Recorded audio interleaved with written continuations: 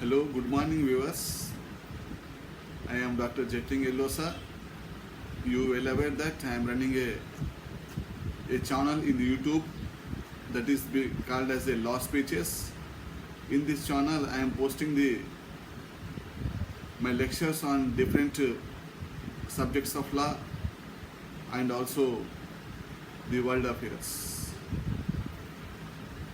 And today, in continuation of the posting, I am posting my lecture on another important act which has passed by the Parliament of India in 2016, that is the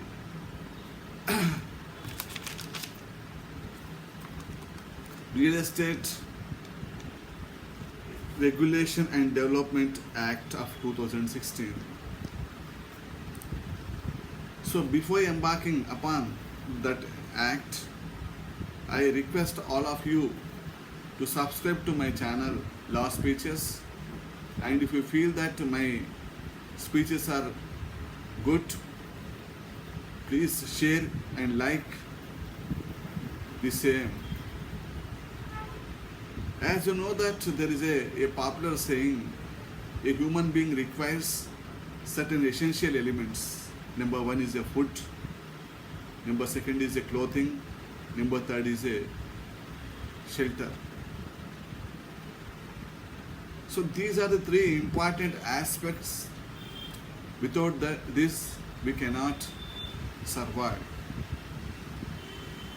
You know, India is one of the fast developing countries in the world, having the around 139 million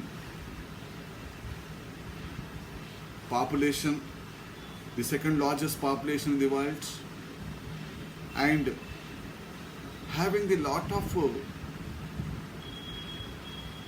problems.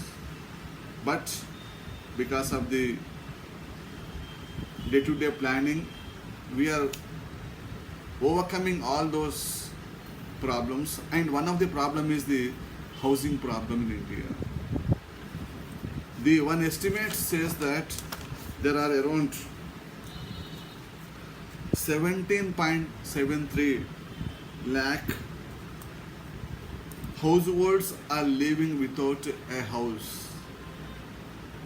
So there is a lot of demand is there to houses across the nation. Because of urbanization resulted into the demand for the houses, because migration, urbanization, people are moving from one place to other place, and there they could not getting the adequate spaces for living. That is the reason in metropolitan cities like Mumbai, Calcutta, Delhi and Chennai, we see the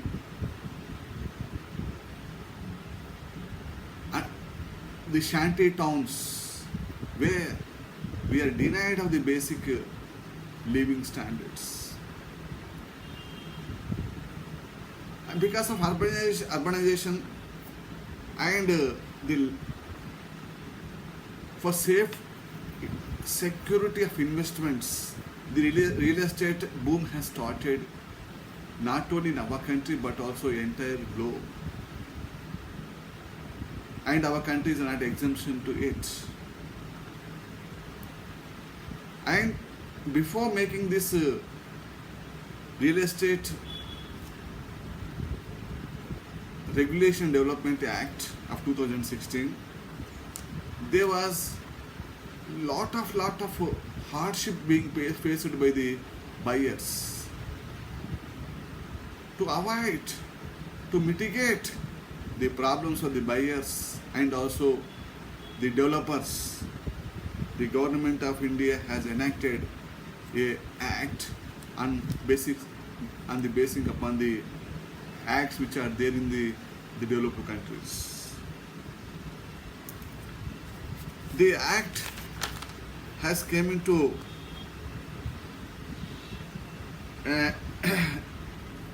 on 25th of March of 2016, and some provisions of NAT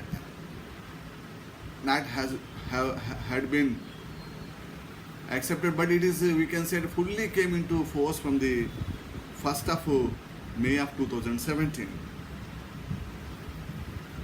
And in state of Andhra Pradesh, the act came into force from the 28th of March of 2017, and in state of Telangana on the 4th of August of 2017, when it has been notified. So what is the main purpose of the act? Why this act is enacted? The main purpose or objective of the act is to protect the home buyers and to help the boost to investment in real estate sector.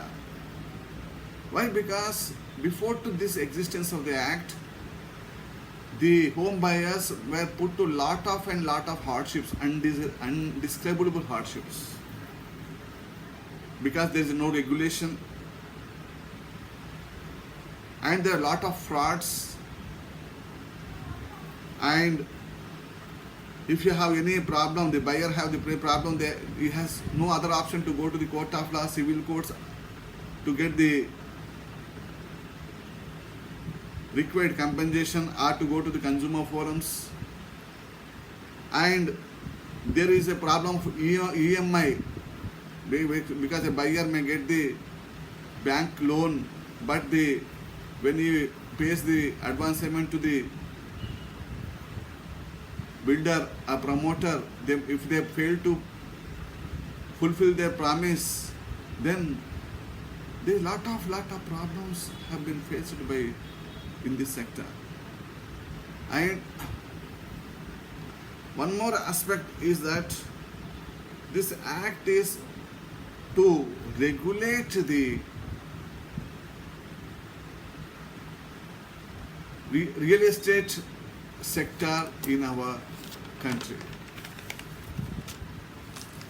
And if we go in depth of the act, briefly I am summarizing here that it provides security to the buying and selling, promotion of the real estate activities. As per this act, 70%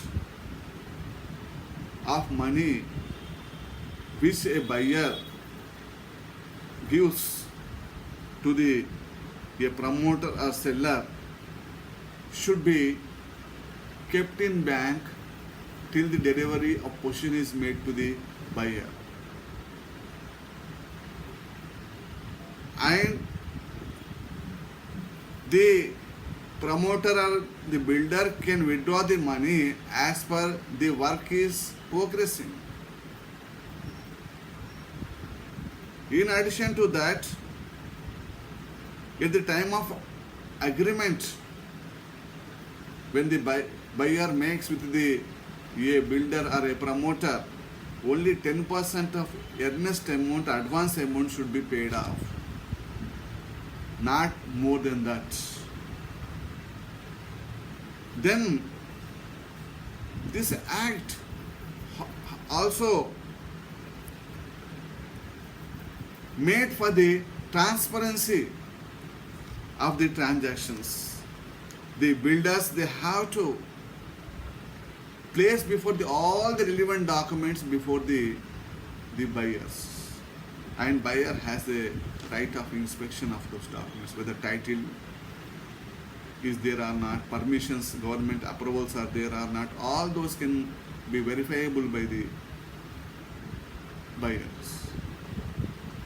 Then fairness of the contract.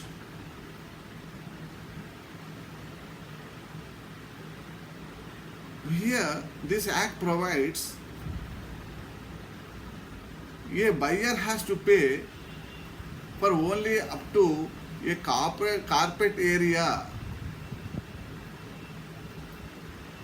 of the property, not upon the entire built-up area.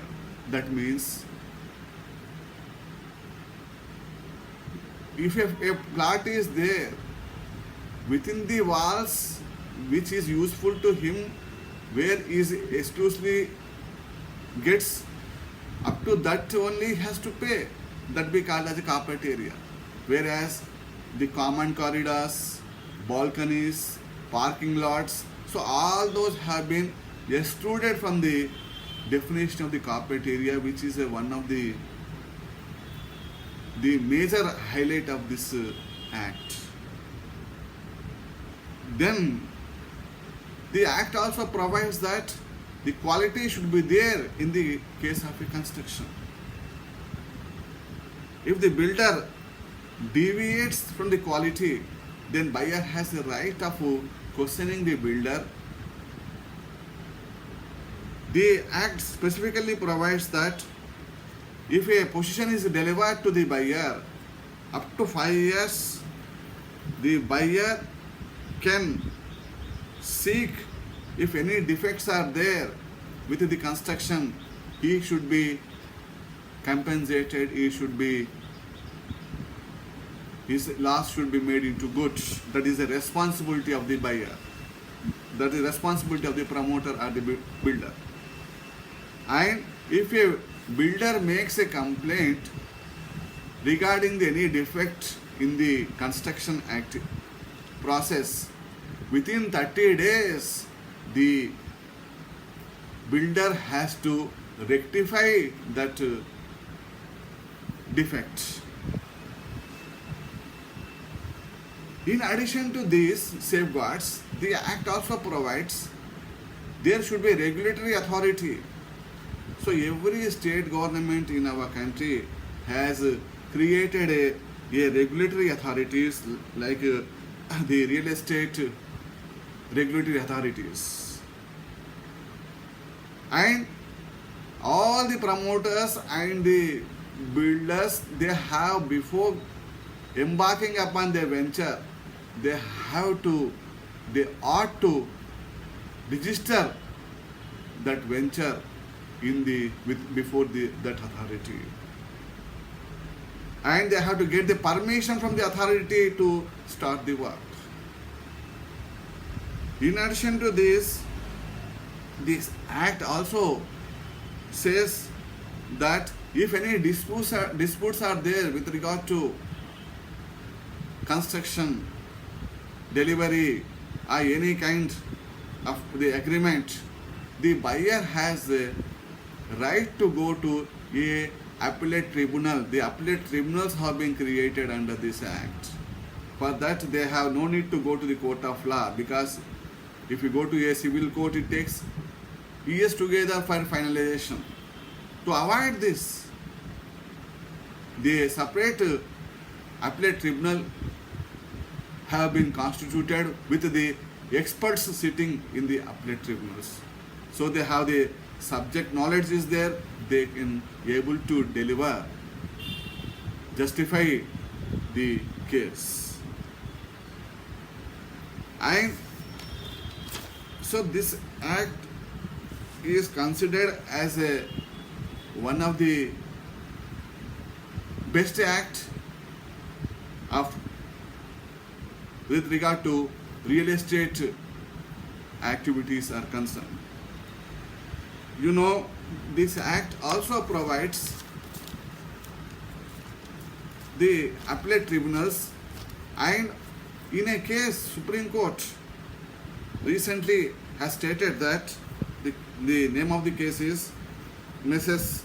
Imperial Structures Limited versus Anil Patni and another, reported very recently 3581 3590 2020. In this case, Supreme Court has categorically stated that while an appeal or a matter is pending in the appellate tribunal, the buyer can file case in a consumer forum or vice versa. So it has widened the scope of the making of the taking judicial relief. So you can file a case in the appellate tribunal, and in the same way you can file a case in the under the consumer forum under the defective.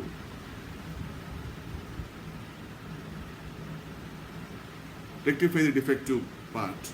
So this act is one of the, just I told you, the major feature of this act is that copyright area is clearly defined, because by this the frauds which are happening into the buyers has been minimized very considerably.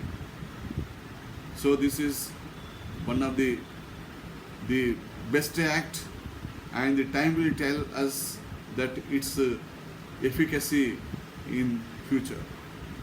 Thank you for watching my lecture.